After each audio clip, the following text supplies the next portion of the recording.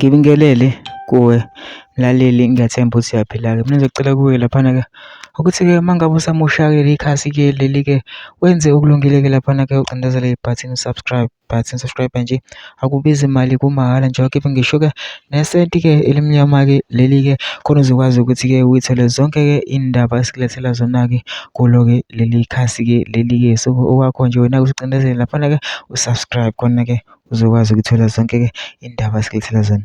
Udaba okulethele lona namhlanje-ke lithi-ke owesifazane ugengce isoka lakhe ngegeja laze lafa. USamkelisiwe Bhengu waseMandeni ubesola ukuthi isoka lakhe uSiyanda Mpanza ujola nomngani wakhe. Intombi ibese ishaya isoka ngebhodlela ekhanda.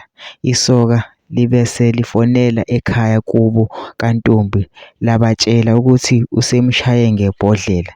Lithe linganakile isoka, nentombi yathatha igeja yamshaya ngalo ekhanda. Uthe esewile yamphinda kaningi ekhanda nasemqaleni waze washona. Intombi ibese iyaboshwa.